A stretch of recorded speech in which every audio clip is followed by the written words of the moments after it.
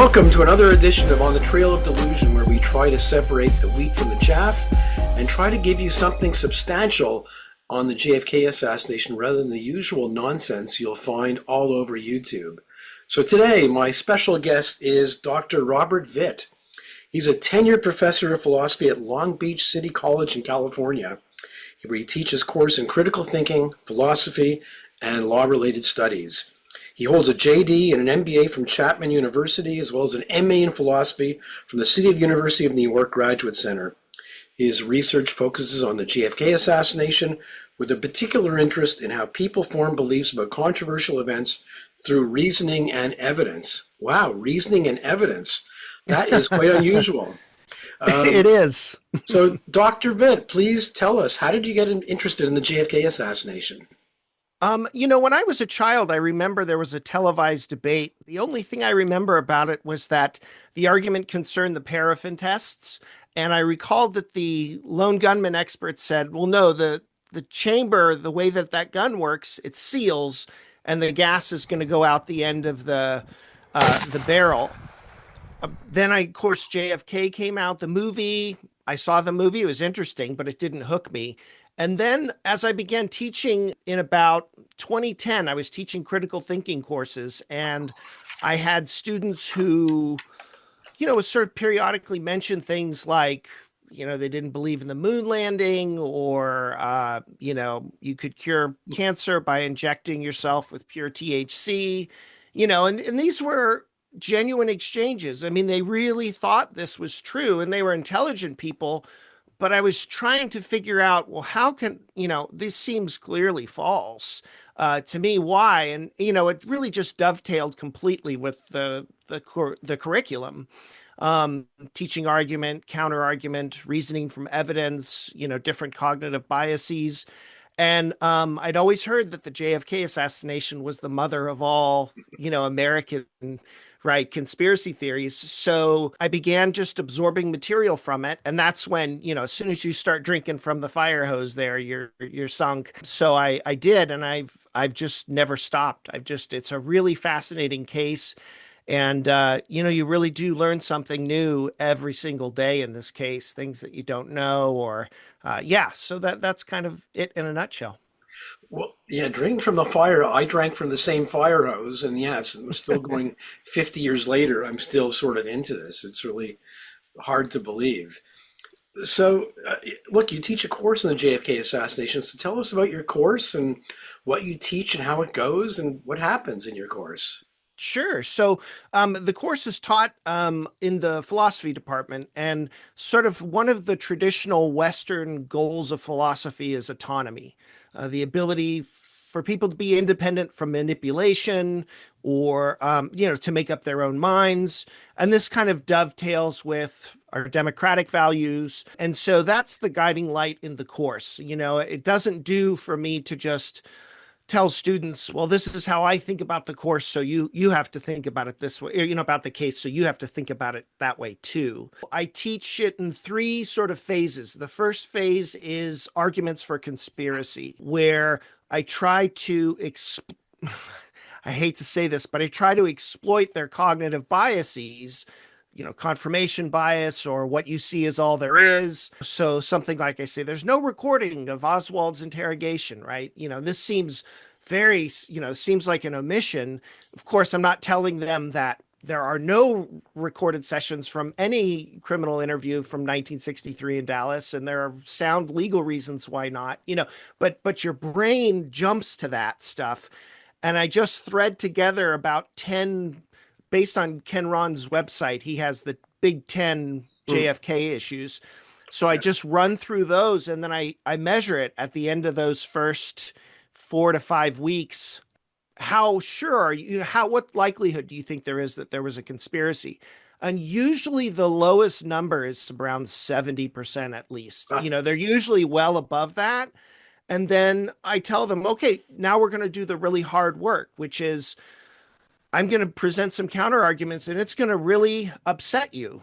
It's going to bother you, because For some students, this becomes a story of democratic values, and this is related to 9/11 and so forth. And so when I start to unravel all that, they really get a feel for revising your beliefs on the basis of evidence and argument. And then at the end, I give them 4 weeks to just evaluate for themselves. Okay, what do you think really happened here? And it depends on the class what my spread is, but at least, and oftentimes more than half of the people who thought there was a conspiracy flip. And I think probably this is all guessing, right? So who knows how reliable this figure is, but probably the number's around 70% think it's a lone gunman at the end. And most often students will say, well, you didn't tell me that at the beginning. You didn't say that. You didn't bring that up. Oh, I didn't know that it was actually his gun that he bought. I didn't know that was his gun, or so, and so those are usually the responses. And I sometimes I kind of I feel bad about saying things because I know they're sort of half truths, and I understand that conspiracists feel the same way when the lone gunmen roll out their arguments, but I don't think that those are necessarily parallel cases. But I think in the end, it's worth it. I tell them, look, your whole life, you're going to be lied to, you're going to be manipulated. And the best thing I can do for you is to show you what that feels like. And, and that empowers them to go and, it's not a course where you learn things about math that you'll use for the rest of your life, or biology that'll be useful when you're buying soap or something. It's a course that you'll use when you're buying a car or you're buying a house, if someone can do that, or they're looking for a job, or trying to argue about a social issue. So that's kind of the goal of the course in total. I can really sympathize, because I remember when I got into the case in 75, watching the Geraldo Rivera show. Ralph, if you remember that segment, Ralph Schoenman was on. And he started reading some Jack Ruby's testimony before the Warren Commission, about him wanting to go to Washington. You got to take me to Washington, please, please, please. And Warren won't take him.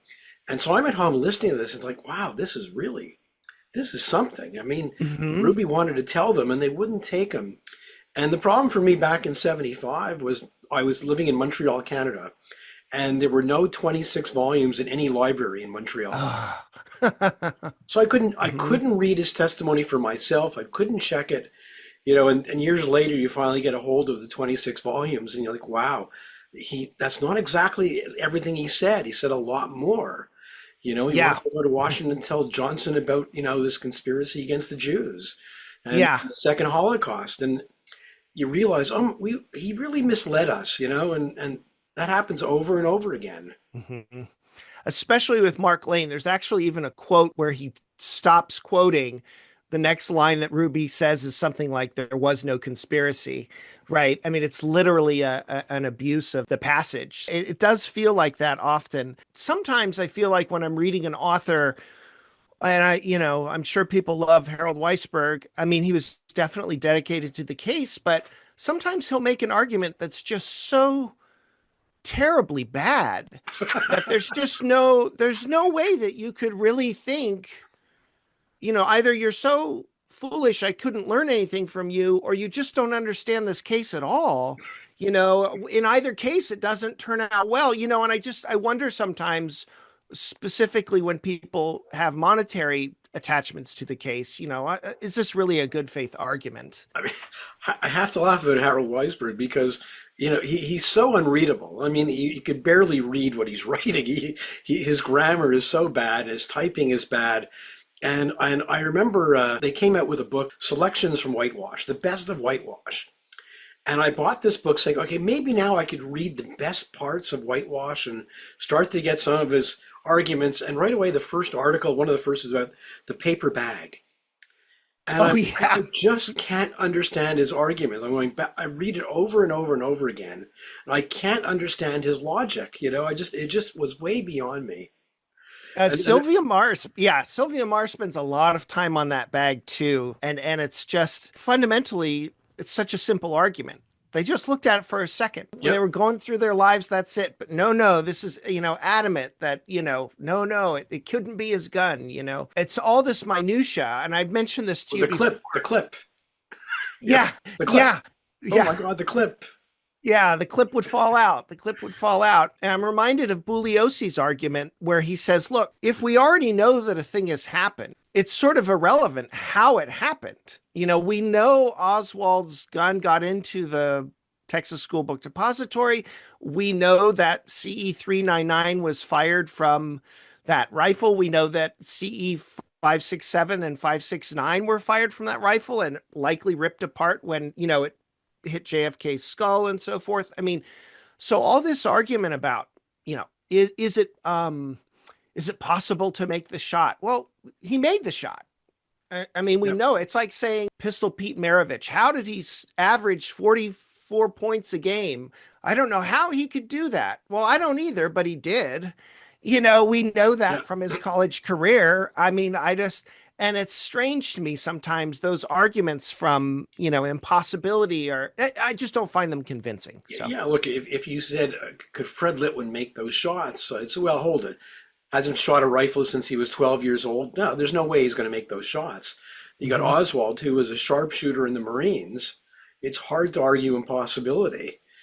Yeah, exactly. Exactly. And even if, like, for instance, Sylvia Marr makes this point, she'll say, oh, so and so owned this gun and they said it was terrible.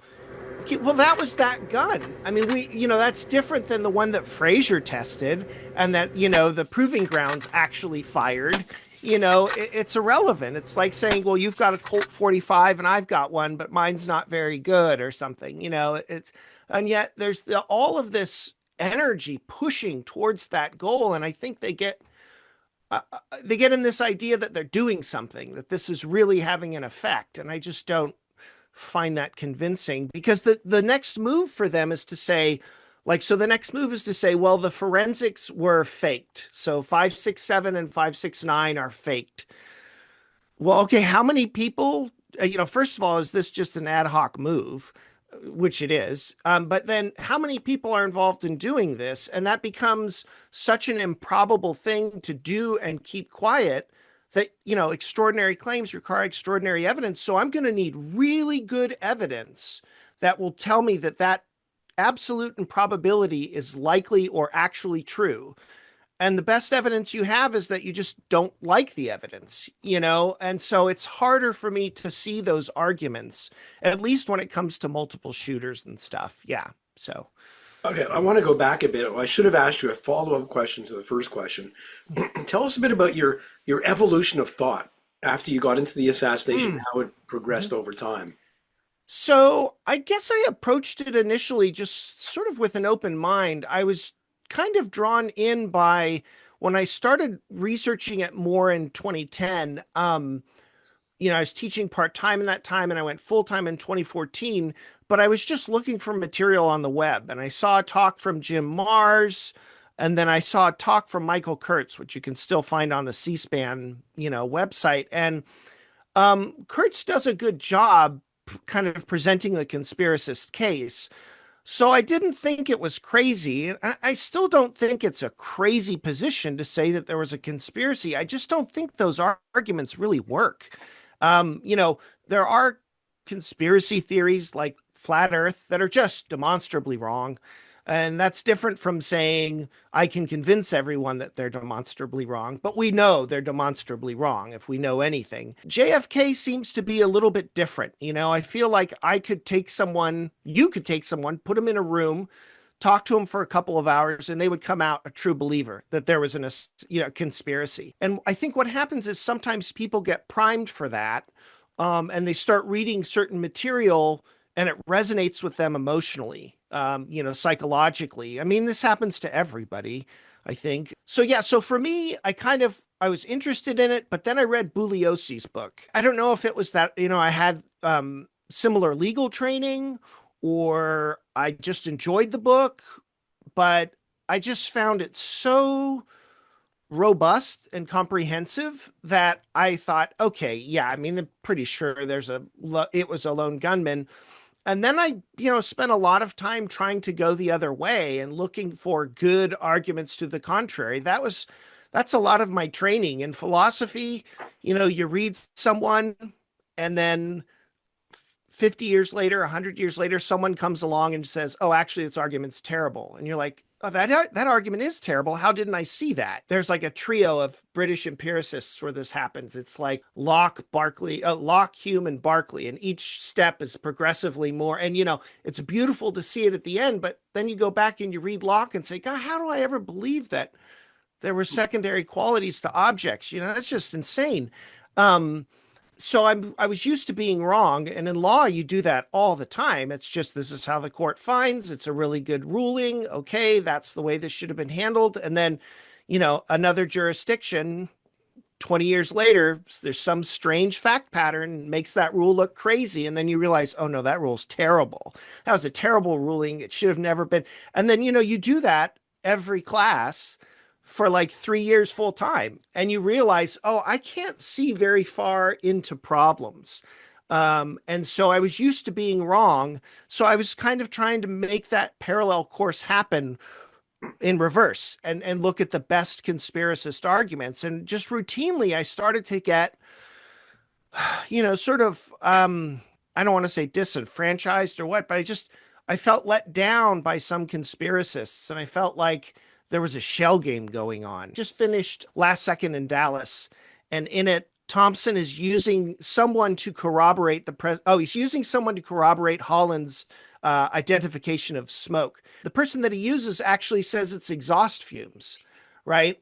But that's not what he doesn't tell the reader that. He just says, oh, he corroborates the presence of smoke there. And I thought, well, I mean, that's just intellectually dishonest to me.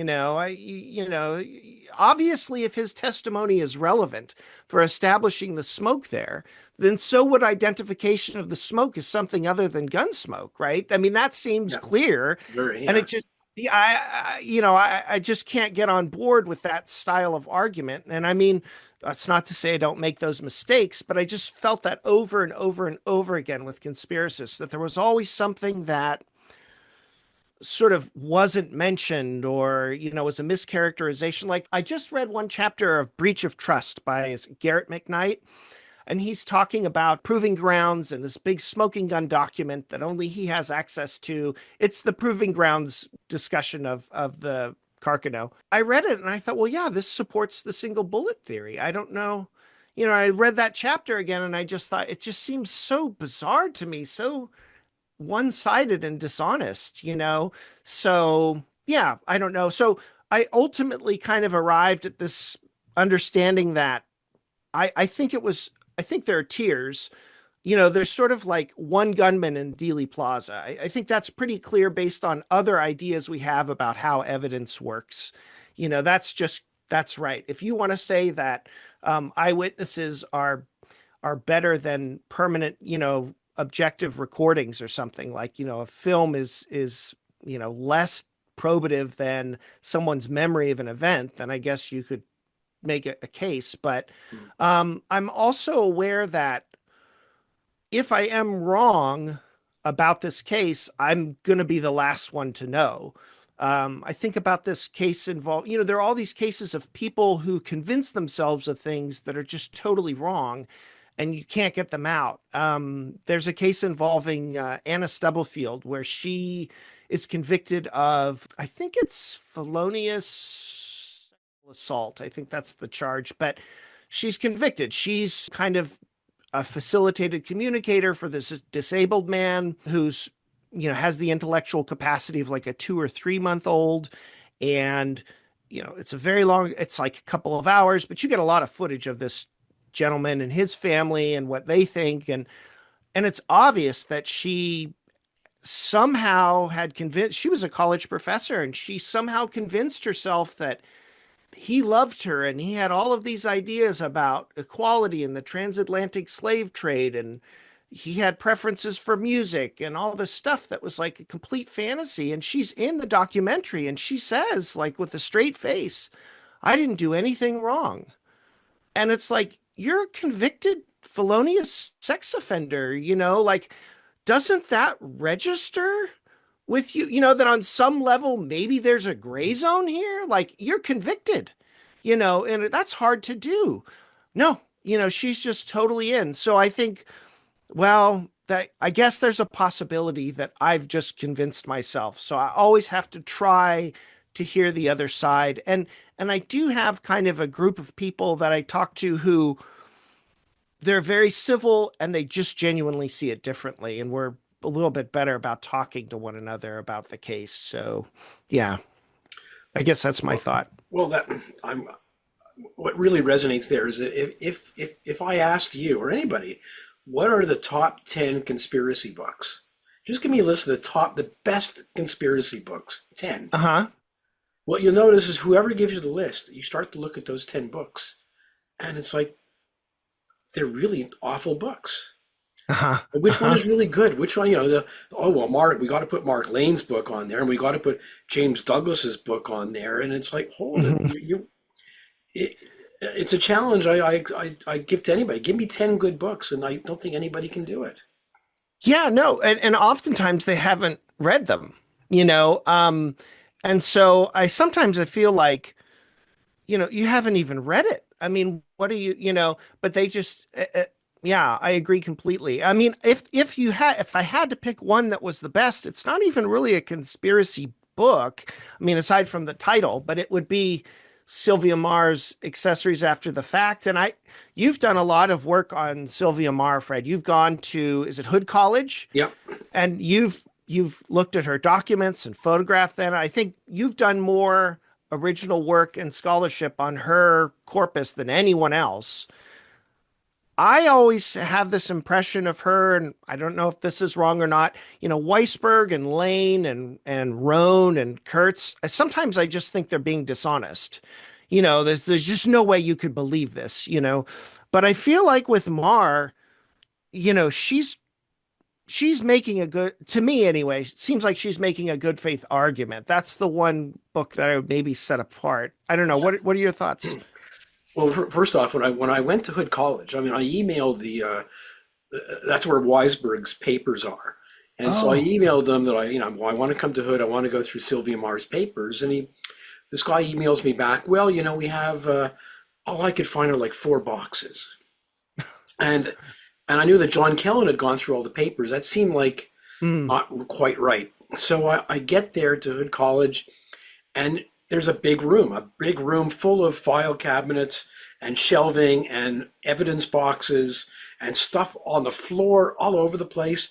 And there's a conference room. So he puts me in the conference room. So I've taken like 2 boxes of Mars stuff for you. And I'm going through these files, and they're all sort of videotapes and audio tapes, cassettes, and magazines. And like, this is not, I'm looking for her correspondence. And he said, well, I don't know where they are. Maybe they're somewhere in the room. Well, there's a big room full of boxes. So I have to start going through these. Many of the boxes have no labels.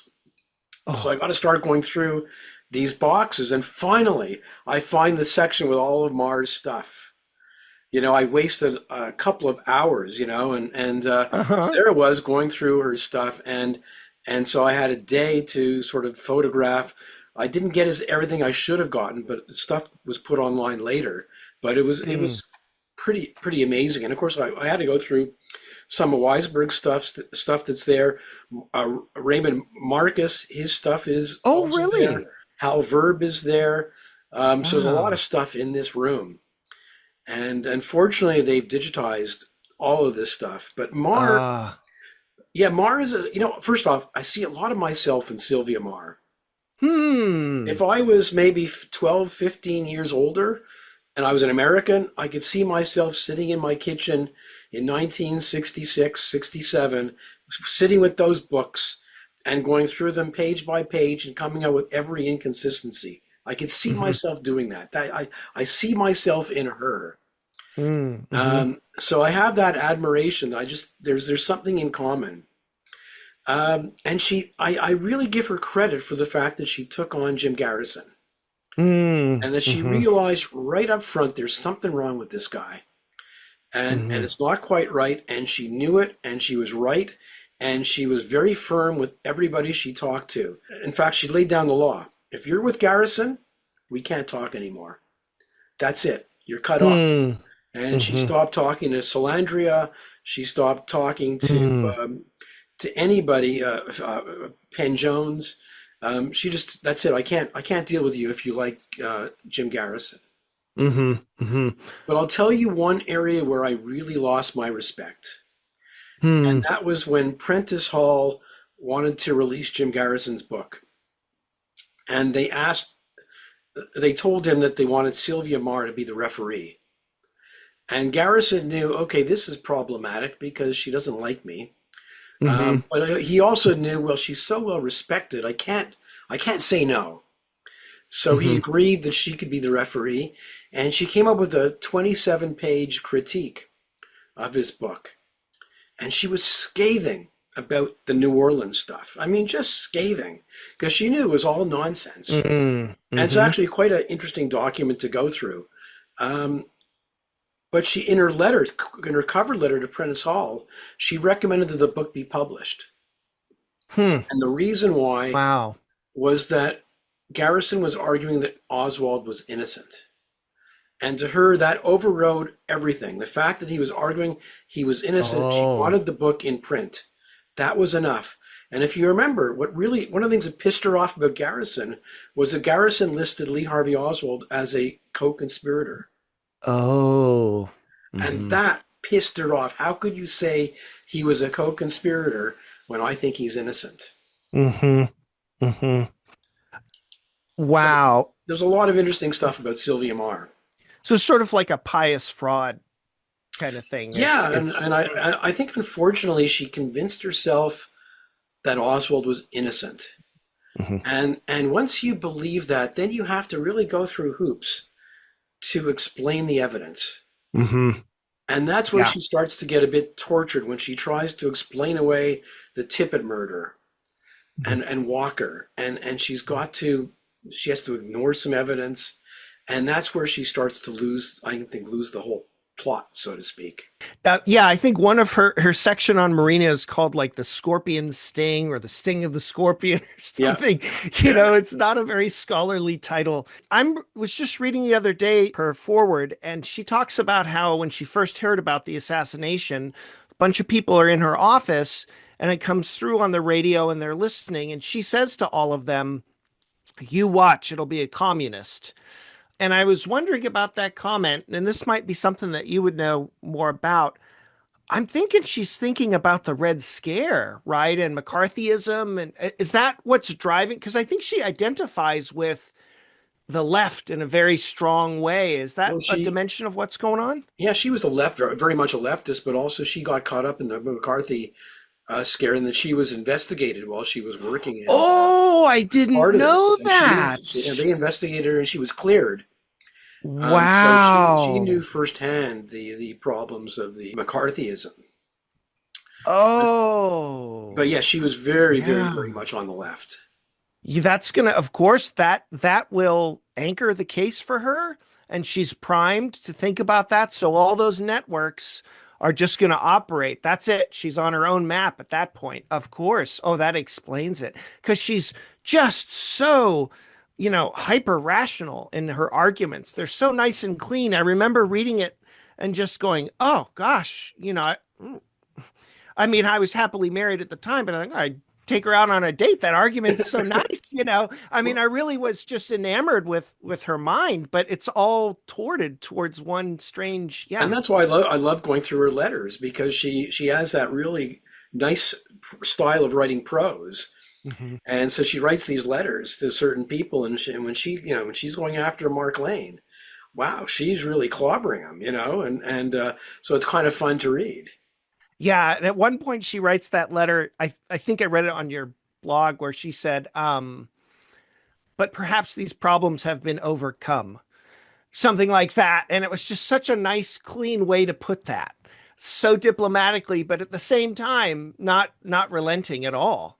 And I just, oh yeah, that's Sylvia Marr. Yeah. So of all my favorite CT books, that's I think, but it's really more about it. She's not offering a positive theory in any way. I mean, other than to sort of smear the Warren Commission. And that's one of the questions I'll ask you. I mean, to my mind, there actually is no other theory out there. I mean, you could say, okay, the CIA killed Kennedy, but is that a Mhm. theory? Because it doesn't explain all the evidence. You have a theory should explain all the evidence. Hmm. And so, Hmm. what if you believe the mafia did it or the CIA? But how do you explain Oswald, the shells, the Hmm. fragments, the rifle, all that tippet, all that? How do you explain that? And they can't do that. And in Yeah. fact, they're adamant they don't want to put forth a another explanation of how it happened. Hmm. And that to me is the biggest weakness. Whereas this lone gunman theory actually covers all of that stuff. Absolutely. And I'm working on now adding into this course. I think my students are going to hate me. I'm adding in this idea of, well, what makes an explanation good or bad? And its scope, its coherence, its plausibility, its how many additional causes do you have operating on the outside, its plausibility, its predictability, and so forth. And when you really get down to it, each one of those elements, you end up seeing that the lone gunman theory does better on each of them. The problem with conspiracy arguments is that they try to build on error. So they'll say, for instance, well, they can't probe the back wound, right? So you can't probe the back wound, so the bullet fell out in cardiac massage. So, you can make the argument, hey, what does it say about your account that the guy who generated it, Humes, later abandoned it? Right, like this was discarded, and your sole basis for it is an unqualified bystander who's listening to this in the more Seibert and O'Neill, right? They can never. I want to ask him, how did you know that that wasn't just Seibert and O'Neill making a mistake? How do you distinguish that case from, oh no, the bullet wound didn't really go all the way through? And so I mean, it's a problem. if you put me in an operating room for an operation as an untrained person and I was reporting on it afterwards, what the doctors were talking about, they'd probably look at my report and say, "Well, this is full of nonsense. Yeah. You don't really understand what we are really saying." Take any professional meeting you've been in your life where you're using specific material about quarter one and quarter two and liquidity and all this stuff. And if I was sitting in the other room and I had to try to make heads or tails of it just by handwriting notes, who knows what I'd come up with? Yeah. Yeah, I agree. The other thing I like um is the fact if you look at their diagrams of the wounds, Siebert and O'Neill drew different diagrams. oh, they They don't did. agree Okay. in their diagrams. uh, And then I think it was Siebert, one of them, actually, if you look at their diagram in 1977 for the HSCA and their diagram for the ARRB, they're different. Their own diagram ah differs over the course of years, which talks to the issue of memory, which is something right. that conspiracy authors don't like to talk about at all. Oh no, I mean this is one of the problems in terms of method. I mean, I didn't even get into when you asked about my thoughts. I didn't even get in. I just talked about substance, but I mean this is a huge problem with method. Is that look, we just know that memory is very poor. It's reconstructive. It's shaped by information you're exposed to later. It's just really bad. It just is. And, Elizabeth Loftus does all this fantastic work. At one point she gets people, they're interrogated. It's the army. So they're interrogated in a hostile, kind of violent manner. They spend 30 minutes with the guy, this close to his face. And then they ask him to identify who interrogated you. And they picked the wrong person. He doesn't even have the same hair. He doesn't look anything like him, and they just spent 30 minutes with him. And so when someone tries to say something like, well, I tracked down so and so and they said this, 20 years later, like Willis does this. Willis's early accounts are pretty much, gunshot, I think, behind him. But by the end, boy, Phil Willis is talking about, the shots coming from in front or whatever, and I just remember thinking, boy, that account changes, but the certainty in his in his certain like his subjective sense of certainty is super high.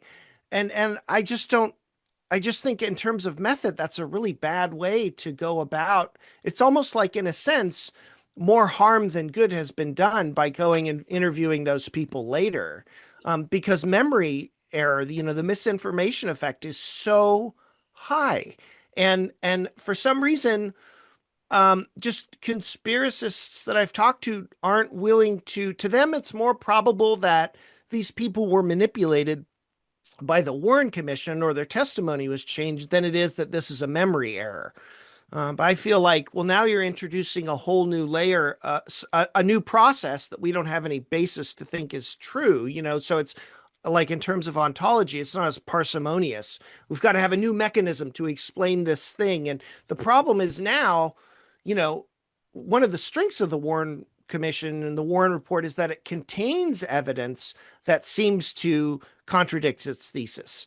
Like, yeah, people hear shots from the knoll. They put those people in the report. I mean, they talk about it. When somebody just watches, Rush to Judgment online and they say, oh, they didn't call all these witnesses. They didn't take, they did. They called Holland up, I mean, if they wanted to change his testimony, they would have, it's a strength that they're letting that stuff stay in there. It's not a bad thing. Well, and in fact, you get people like Vincent Salandra who years later would say, well, because there was so much of this stuff in the 26 volumes, maybe it was purposely put there to mislead us. That's part of the plot.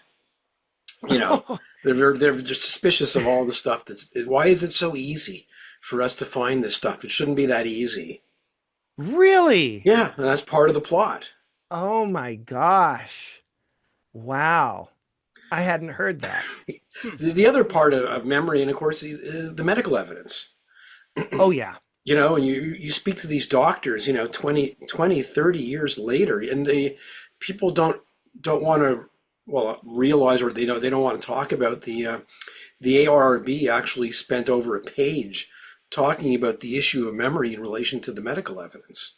Mm-hmm. And the problems of speaking to doctors 35 years after the assassination and how their memories have changed. Mm-hmm. Mm-hmm. Yeah. Yeah. And even with regard to, more locally, there's always that Parkland controversy that the Parkland doctors, Perry says this is a throat wound when he actually says it appears to be a throat wound. He qualifies it. But when you look at studies, there's that one from Journal of American Medical Association, I think it is, where multiple, just single gunshot wound trauma treating specialists are no better than flipping a coin. And then when you elevate that to multiple gunshot wounds, they have a 75% error rate. Well, so this has nothing to do with the assassination. This is just how this works empirically. So yep. We would expect most of those Parkland doctors to be wrong about the wounds. Like, that's what we would expect. And they didn't have any experience in fully jacketed ammunition in the city, exactly. City hospital. Mm-hmm. But instead it gets framed as, like, their framing is different, right? They say, well, I trust that the doctors know what they were talking about. Well, it's not a personal thing. I mean, it's just how the brain works. It's like it almost becomes a kind of like personal insult. And then I always come back to John McAdams, how he says, always ask, what kind of scenario does this imply?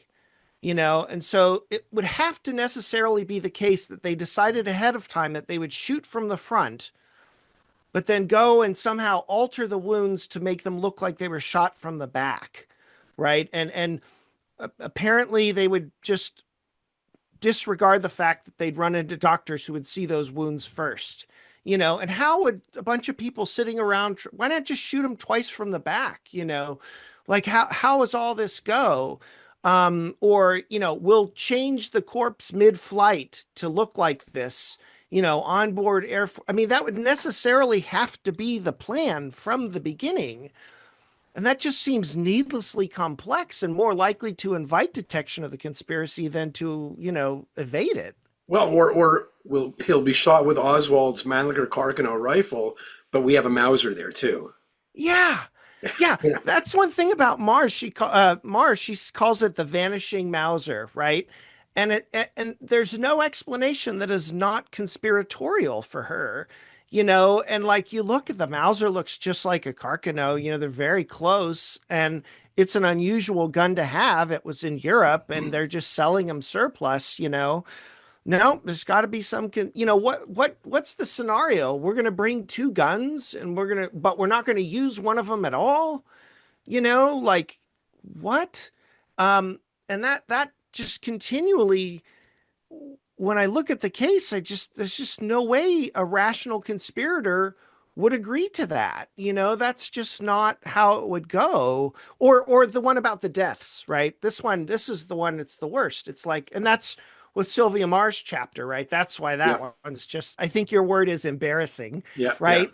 Because the idea, I mean, necessarily, this is what they would have to think at the beginning. And I don't see that this is uncharitable. If somebody thinks it's uncharitable, they're welcome to, chime in comments. Like, I'd really like to hear the counter to this. But they'd have to say from the get go, we are going to shoot him in front of hundreds of people in the middle of a parade.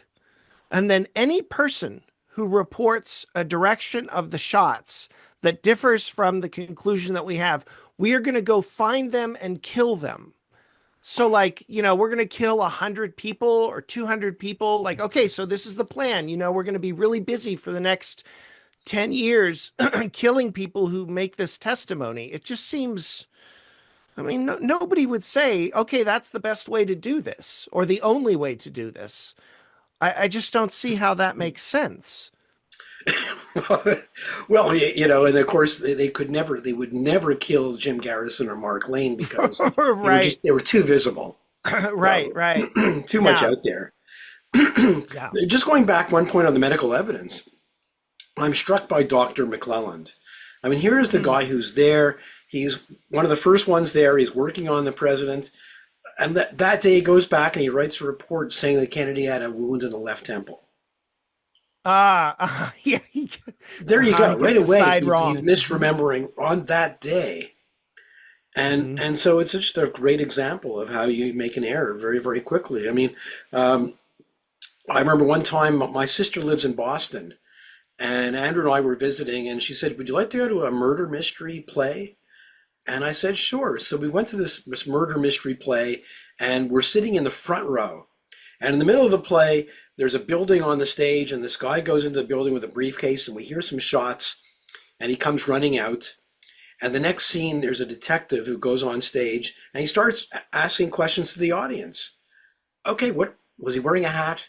What color were his clothes? What kind of briefcase was he carrying? What color was the briefcase? And everybody's shouting out answers in the audience, and they're all different. It just happened right in front of me, and we're all arguing over all the details of what we just saw. Right. It Yeah. was an amazing example of memory. And so we know that memory does that. So it's not something that we need to prove. But we would need to prove that somebody went in and somehow modified, Victoria Adams' testimony, right? So, like, when you start to say, oh, this was coerced or modified, you're just adding something that itself is unexplained, and so you're not helping the theory. The theory is supposed to explain stuff. It's uncontroversial that people make mistakes with memory. In fact, we know it very well. Yep. So why then is it and this is on top of the fact that, there are just sound reasons for thinking, for instance, that, yeah, people did hear the sound waves coming from the grassy knoll because the sound waves because they bounced off of, right, the overpass or just, that barrier right there. I mean, quite apart from the fact that they could just be telling the truth, they heard the sounds coming from there without it being wrong. And how do they exclude? This is what I don't understand. We all have the same data, and so how did you determine that it's not just a mistake, right? Versus, no, they actually heard a shot coming from there. And there's no way to move that needle with folks sometimes. And that's hard for me because I don't think that's a good way to reason, And of course, the overriding, the most interesting part of that is that very few witnesses thought the shots came from two different directions. Yes. A vanishingly small number. Yeah. It's at like less than 4% or something. I mean, That's it's right, really small. 3 or 4 or 5 witnesses. So, in fact, I'm writing about that right now in my new book. I'm writing about Harold Feldman's early article on the 51 grassy knoll witnesses. Oh, that would be so interesting. And you just read the article and you go into you just check some of the testimony of the people he's actually quoting, and he gets it all wrong on various people. The best one was Abraham Zapruder. So Abraham Zapruder was a grassy knoll witness, but when Hmm. you read his testimony, he says, "Well, the only he said I think the shots came from there, but the only reason I'm saying that is I saw the way his head moved and the wound in front of me, so it must have been from there, but it wasn't the sound that convinced him." Hmm. So Hmm. it's just sort of they never tell you the whole story when you're reading this stuff. Oh, they do that with Sitzman. I forget Oh who. yes, yeah, Bugliosi mentioned someone does this with Sitzman, where she says he was hit in the side of the head, right? And they take that to mean literally that that's where the shot was, that she saw the bullet, go in there or something. I mean, I get it. Witness testimony is really compelling. It's really, it's a personal experience and it's a very traumatic situation, and that carries a lot of your mind's just naturally drawn to those testimonies. I think that's why they often have victims and stuff testify, at Congress or in judicial proceedings, yeah, because that carries such an emotional weight. But then, you have to weigh that against all these different acoustic studies that the HSCA does, or they say there are 22 surfaces from which echoes can generate, right?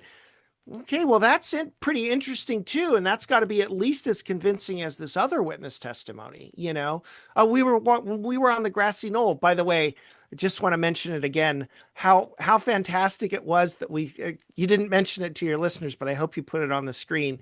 When we were at the grassy knoll behind the fence, your name was written. It said Fred Litwin I rules. know. That was like you That was have pretty made it amazing. You've made it into the Mount Olympus of JFK researchers from now until the end of time, right? Your name was written on the grassy knoll there. That was just We'll see how long fantastic. that lasts. I bet the next time we go there, it'll be crossed out. Fred Oh, Whitman sure. sucks. Exactly. Yeah. Yeah. It's funny, isn't it? How, because these groups get kind of tribal, like they villainize Edward Epstein. They just think that he's like, well, yeah, he published those articles, but the head of those magazines was affiliated with the CIA. I have questions about him. Anyone who defects becomes an outsider, and then they justify this treatment of people. And I see this online in some of these, groups where people are just, they're cursing, they're calling people monsters, Yeah. because you see Sylvia this. Marr, her nickname for Epstein was Epstinker. Really? Yeah. That's She hilarious. was so pissed that he said that Oswald was one of the gunmen. That made her really, really angry. That's the thing. There's so much evidence that you have to unravel to get to that point. Um, how is that plausible to her? I don't understand, you know? Um, and it's a shame. She wrote accessories and then she did two indexes, right? Yeah. The Warren Commission Index. I guess that was before accessories, Yeah. right? And Yeah. That was then 65. Yeah. okay, and then when does the Master Index come out? Is it the 70s? Oh, I Late think late 70s? 70s or early 80s. Yeah. It Okay. came out right after Yeah. the HSCA. Yeah.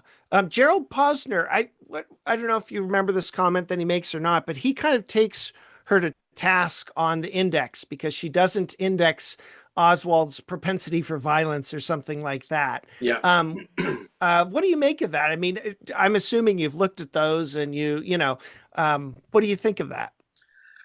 Well, I haven't really looked at her index in depth. I'm not Hmm. surprised because you've got your biases coming into it, and you're indexing and you're looking for certain things, and so Hmm. the way you categorize information, I'm sure it reflects her bias.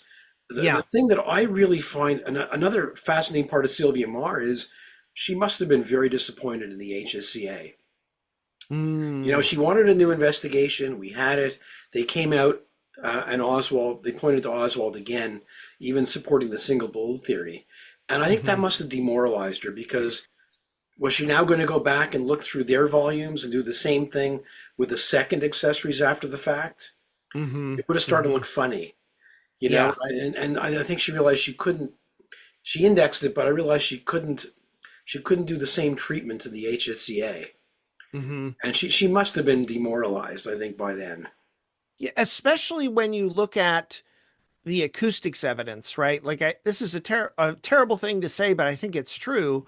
It's almost like the HSCA did everyone a favor. I mean, they were willing to run with the evidence they could get on a conspiracy. So, I Yeah. mean, if there was something there, they would have done it because they did it with the acoustics, and that was just a terrible form of evidence, you know?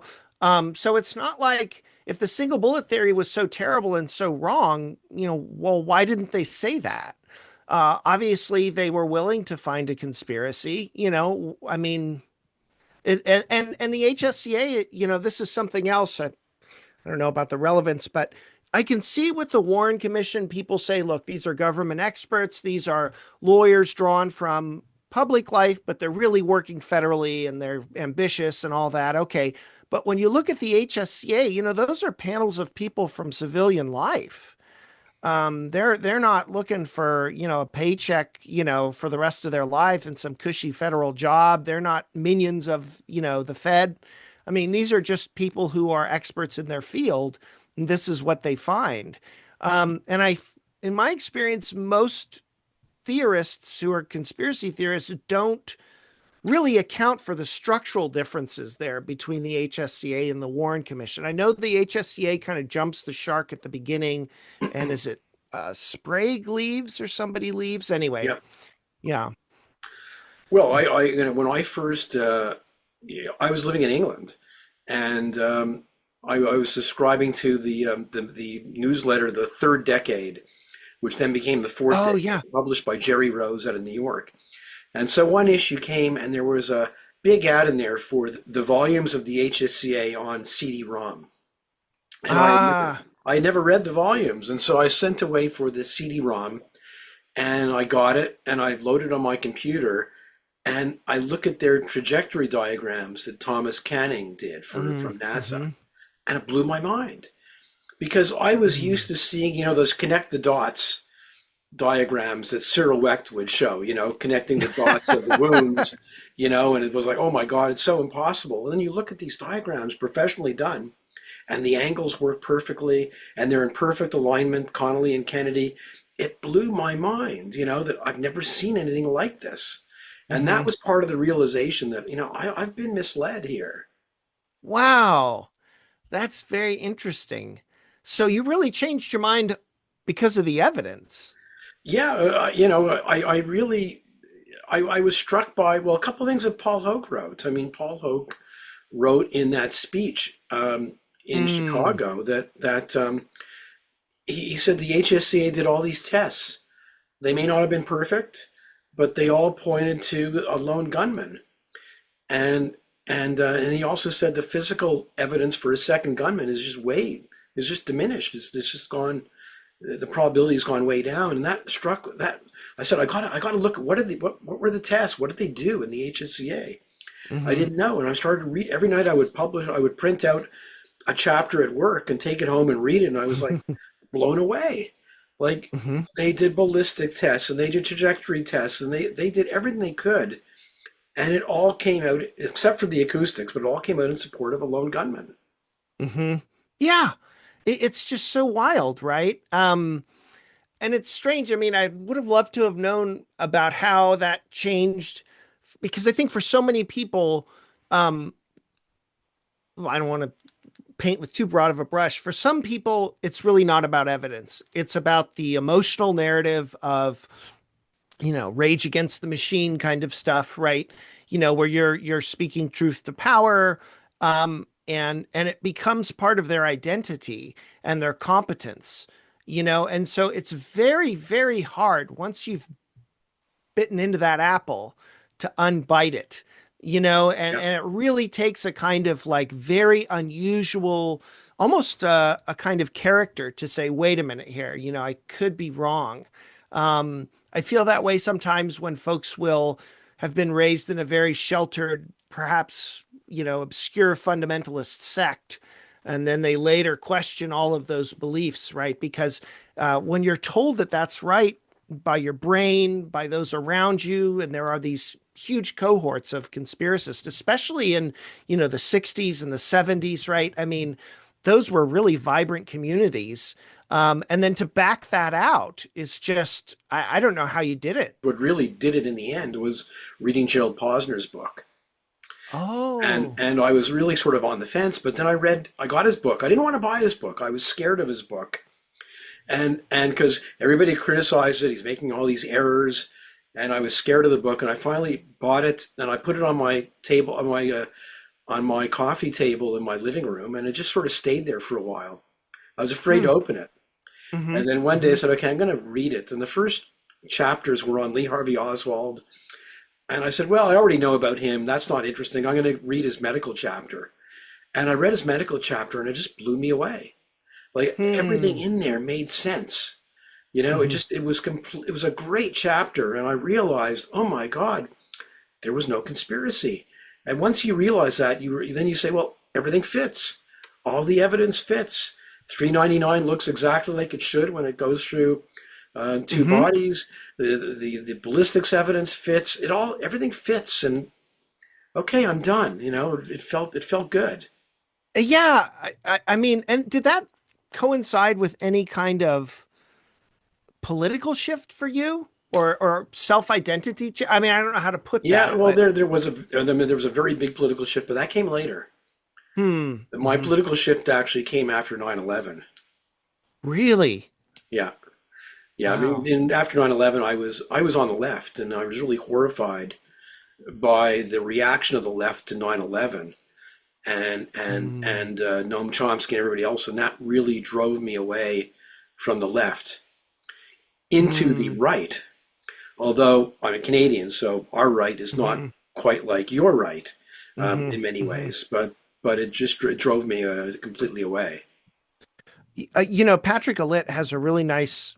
There are these great courses from it's a publishing company. He has a really killer course on conservatism, and he goes back to like Edmund Burke. Actually, he goes back to Aristotle, but he addresses the difference between British conservatism and American conservatism. It's really fascinating stuff. I mean, as a liberal, for me, it was really interesting to see that there is this tremendous fund of ideas that conservatives have.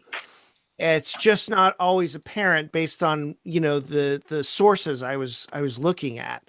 But there is this kind of really interesting constellation of policies and there are reasons for things. And yeah, I really enjoyed that course. So yeah, but that's interesting to hear that shift from 9/11 Yeah, well, I for wrote a sure. whole book on that called Conservative Confidential.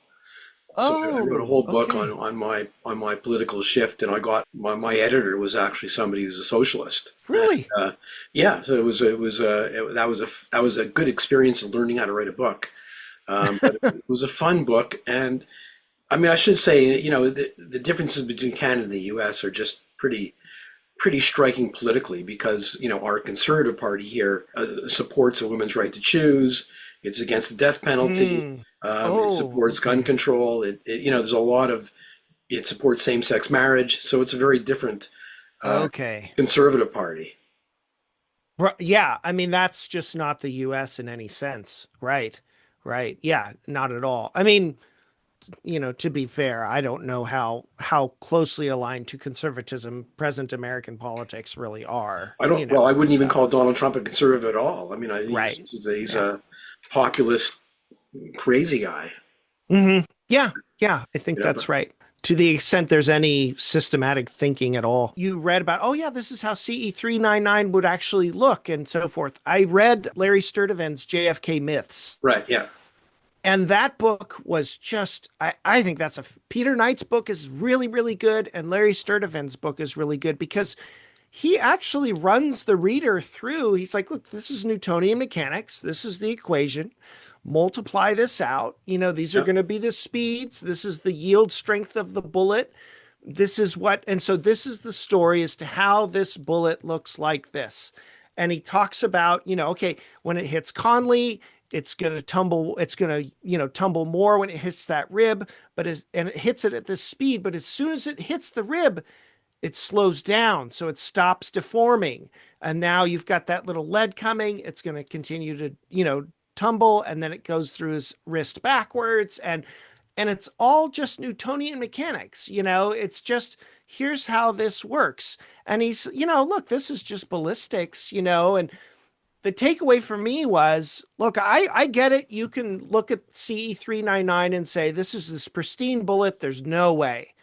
But the problem is physics really isn't intuitive, and Yeah. if you don't believe that, go try to go explain to someone from the Stone Age that you're going to take something 100 tons and elevate it into the air, just by, the shape of the wing, right? Or pulling this energy that's been trapped deep within the earth. I mean, it wouldn't make any sense to them. And so, those arguments about the appeal to this pristine bullet, I kind of talk about this elsewhere. It's funny that they say this is a magic bullet, because I think of Arthur C. Clarke's testimony quote about, magic is just a technology that's not sufficiently understood, right? Well, that's exactly what's going on with CE 399, right? They just don't know the deformation values and the yield strength and how all this works. It's just a piece of technology. That's Yeah. it. The JFK Myth is a great book. It's absolutely fantastic. Look, I was struck that, Cyril Wecht, who was the biggest critic of the single bullet theory, I was always struck that, Latimer was off doing all these little tests of Mm-hmm. ballistics and the gun and the bullets. And Wecht, who was a wealthy man who had a lot of money and could have raised a lot of money, never did any testing At all. at Mm-hmm. all. Mm-hmm. And I'm just Mm-hmm. shocked by the fact you could have done a great test. You could have overseen it. You could have made sure it was accurate, and you didn't do it. And that, is quite surprising. It's a really good point. It's a really good point. And it to me, that dovetails with the very end of Weck's testimony before the HSCA. He goes on this very impassioned speech that's, just a great roadmap for conspiracists thinking about the medical evidence. I guess it kind of becomes the blueprint. But at the very end of that testimony, he stumbles when the deputy counsel asks him about the speed at which the bullet's going to drop to the ground, and Weck doesn't know that number, and he's not familiar with his high school physics, and so then you Yep. realize, oh, that's why he's making that terrible argument about the cotton. Because he doesn't understand the relationship between the density of the medium and the velocity of the element traveling through it, so Yep. that cotton seems like a really good argument, but it's terrible. And now now I see why, right? Yeah, I don't know. What do you make of Wecht? Do you think he's a true believer, or? What really bugged me about Wecht is, here's the guy, he goes into the archives in 72, looks at the autopsy x-rays and photos, and comes out, you know what, it's clear, Kennedy was hit from behind. It's crystal clear. He writes paper after paper saying Kennedy was hit from behind. I've published a couple of his letters to people back in the 70s where he says, look, the left side of the brain was intact. So he could not have been hit from the knoll. He was hit from behind. Hmm. Now, we know that he changed his mind on that. So the question is, why did he change his mind? And you know what? He never told us. In fact, if you go to his last book, which is a whole book on the medical evidence, he leaves out in that book, he talks about going to the archives, but all he says is, oh yeah, the brain was missing, but doesn't tell us that his initial conclusion was that Kennedy was shot from behind. He wants to hide it. Mm-hmm. And that means I think he changed his mind because of the other buffs around him who, couldn't countenance his belief that the shots came from behind. So he never told us.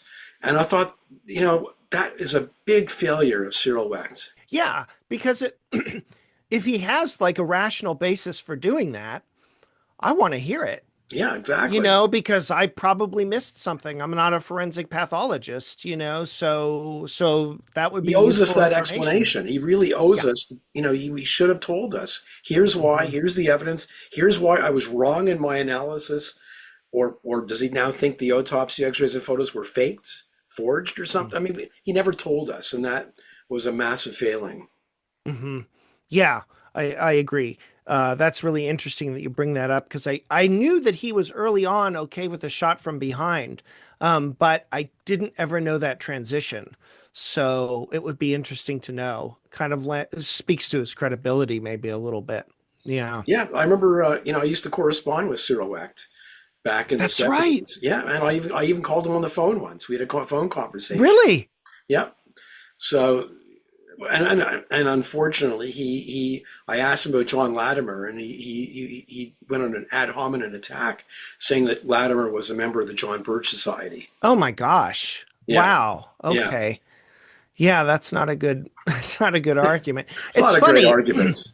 It's funny because I'll often hear people who don't like Latimer, they'll lead with he's a urologist, right? They leave out the fact that he was patching up people in World War II who had, so he knew his way around bullets and military rifles, you know, but they don't bring that up. And then oftentimes the people who say, "Oh, he's a urologist," they're not even that. Right? Yeah, They themselves are not pathologists, let alone forensic or they're quite pathologists. okay with Gary Aguilar being an ophthalmologist. Yeah. Yeah, that's right. Yeah. And I appreciate when people say, look, it doesn't mean that what Gary says is wrong. That's right. But I have to weigh it against this is another thing that really has there's sort of two things. This idea that, in order to maintain a conspiracy, you have to come up with some way to tell the story how of 16 medical experts, 15 of them are wrong. Like if someone came to me, if I went to the doctor and the doctor said, look, you've got this mass. Okay. I don't think it's cancerous. I really don't, but you should get a second opinion. And so, okay. And he says, and if you get the second opinion, the treatment's a couple months or whatever. I go to the second doctor and that doctor says, oh yeah, for sure. This is cancerous. You should do the treatment. But you should get another opinion because now, you got one and one.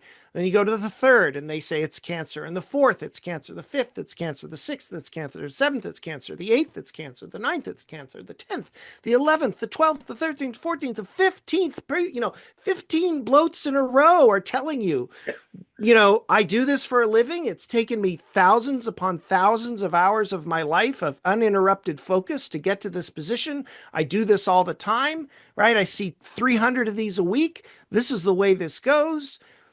Well, I mean, they all say Kennedy dies from a shot from behind. There's not the only thing, Wecht, I think he says you can't rule out a shot from the front, right?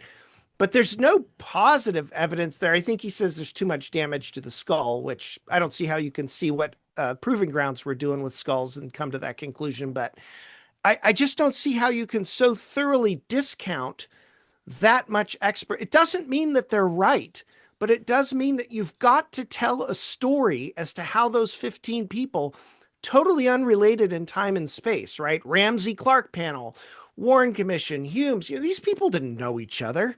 Earl Rose, you mean to tell me Earl Rose is somehow on the take or he's mistaken, Well, they're so anxious for him that they wish he had done the autopsy, but they're not happy with him on the forensic panel. Exactly. Right, right, right. And so, look, I'm willing to entertain it. If there's a conspiracy, I don't think it's totally insane. It just seems to me like the way that I normally think about evidence in my day-to-day life, and I think about professional knowledge, you know, kind of forces me to this conclusion, and I can't get through it any other way. One big thing that happened for me was I was looking at that iTech high contrast frame of 313, and they get a blood spatter expert from L.A. and they ask, okay, here's the film. Which way does the bullet come from? And they all point towards the Texas School Book Depository. It's a TV special. But then you look at that same high contrast frame and I saw, okay, that guy was shot from behind.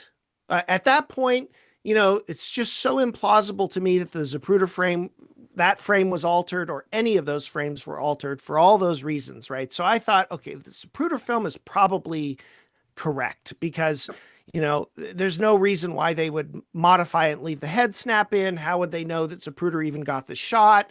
How do they know it wouldn't conflict with all these other films and photographs? So that shot had to come from behind. That seems right. Okay, so now what about all the rest of it? Well, the X-rays kind of line up with that, and the photographs line up with that, and the physical evidence of the gun being there lines. There's this big web of multiple independent sources of evidence, all of which converge on that one explanation. So I only need that one explanation to explain. The scope is so good.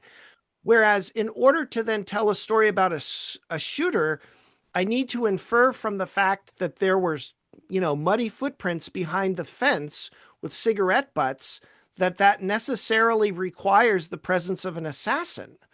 Well, I mean, there's cigarette butts all over the place. It's the 60s, baby, That's and right. people are walking all over, So the problem with that Thompson argument is, okay, how do you exclude the assassins being everywhere else in the plaza where there are also footprints and cigarette butts?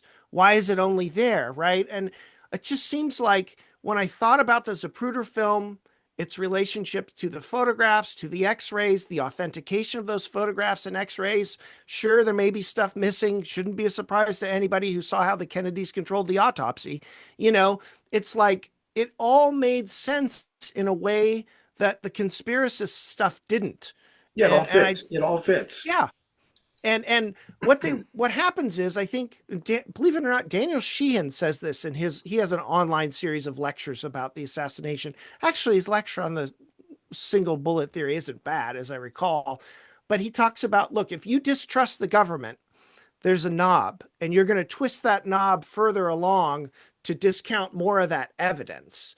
And that made sense to me. Like, okay, I can see now someone saying they don't trust the government, so FBI ballistics are suspect or whatever, that made sense to me. But then, the HSCA does this stuff. I mean, it's not just one source. So yeah.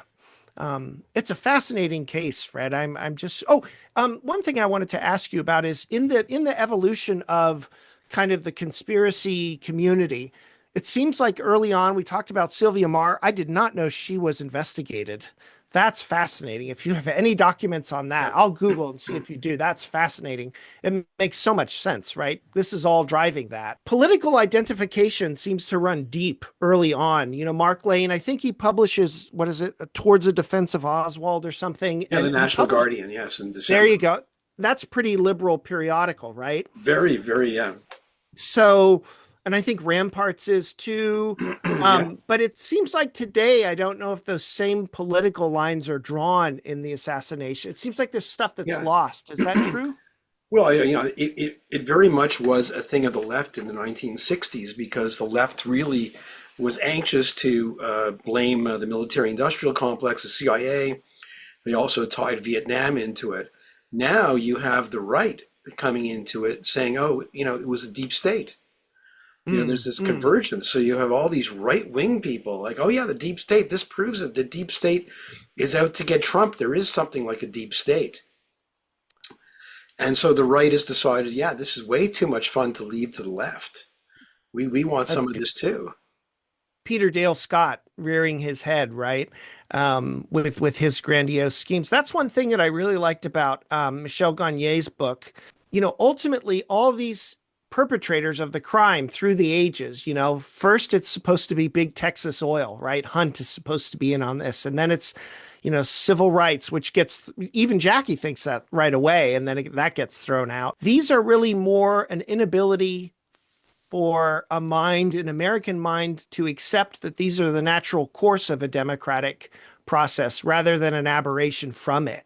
The Vietnam War is really driven by the public in a sense, right? Even though there's large scale opposition, all of this stuff is connected to our democratic order. And what these conspiracy theories seem to do is they can't quite accept that. And so they come up with these alternate explanations for it. This mass concentration of wealth. Well, this is just the product of Texas's policy. They didn't do that in what is it, Norway or Finland, where they found those enormous oil reserves. Those folks, the entire nation has a piece of that pie, and they're all better off for it. But in America, with our Lockean style of property rights, all that wealth gets concentrated, and the state's job is to enforce those property rights. Well, that villainous super rich fiend is just the result of the social order. It's not like, right? So that's what makes him very easy to vilify. So yep. I think a lot of what people think Kennedy is impacts who they think the conspirators are too. Yeah, well, in fact, their first question is, who did this? Why did they do it? rather than really understanding what happened. And so Oliver Stone, he had this thing about Vietnam, so the only way he could understand Vietnam was through the prism of the JFK assassination. And Mm. and then once you decide, okay, it was the military industrial complex, we'll work backwards to explain how it was done. And so it's just they got it all backwards, unfortunately. Hmm. Yeah. Yeah, that's true. That's true. Thomas Yeah. Buchanan. I mean, one of the first was Thomas Buchanan. His book, 1964, before the Warren Report was released. I mean, it was all Oh, blaming the oil barons. He hadn't left his house in Paris, right? From he knew he could just tell from wow. being in Paris. Yeah, it was the oil, and the oil depletion allowance, and Kennedy made these enemies, and then once you know that, you have to start explaining the crime in relation to that. And it's just getting it all backwards. In that book, it's a really, I've got it back there somewhere. It's that small volume where the initial blurb about David Lifton's discussion of the camouflage people in the trees starts to come from. But he goes and interviews Sylvia Marr and like asks her, "Have you been to Dealey Plaza?"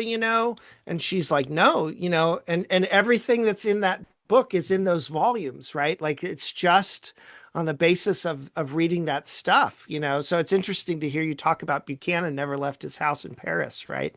Um, mhm. Yeah, and I mean, this, you today you have all sorts of people on the internet using the internet to sort of get together and try and solve these crimes, right? Whether it's some sort of murder mystery in Los Angeles or it's the Zodiac or whatever it is, and you've got all the evidence and everybody's parsing the evidence. And the first case really was the Kennedy assassination when they published the 26 volumes. So you could sit in Mhm. your living room or your kitchen and just go through the volumes yourself. Right, right.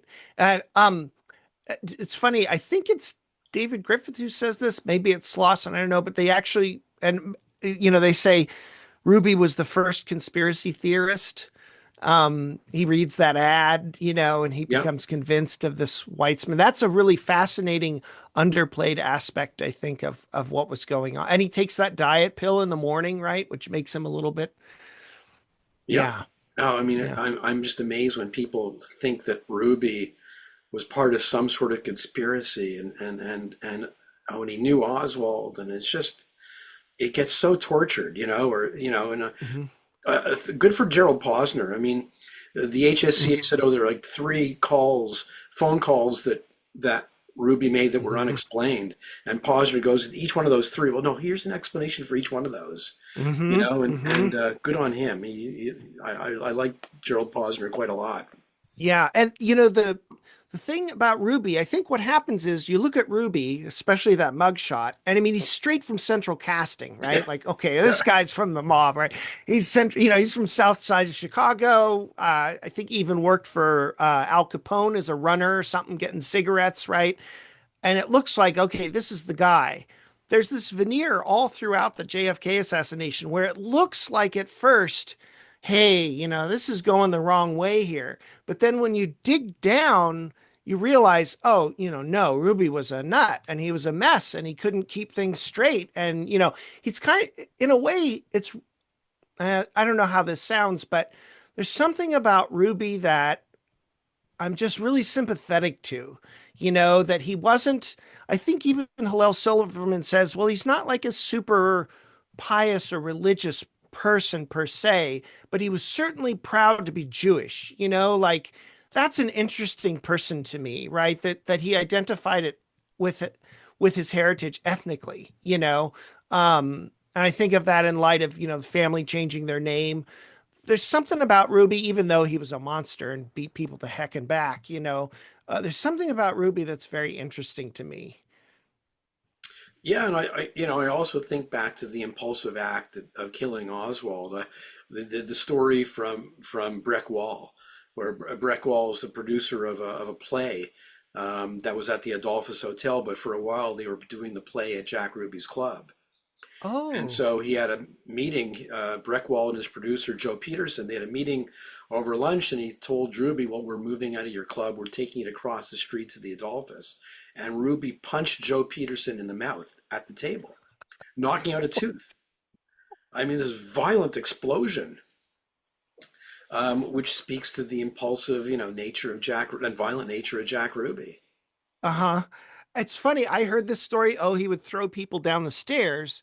And then I go to Dallas and Jerry's driving. Jerry Dealey is kind enough to drive us around. And he goes, "Oh, yeah, this is where the Carousel Club was. It was on the second floor." Yeah, And then I realized it wasn't just a few steps. He's yeah. throwing people 10 feet down a flight of stairs. It was just wild. Jerry gives great tours. He is a great tour Mhm. guide. Yeah. Yeah. Hey, look, I'm Definitely. gonna end this right here. We can go on forever, which Okay. means we have to have another interview. I'd love it. But it was a ton of fun talking. It was a lot of fun. So we'll have to do this again. But yeah, thank you very much.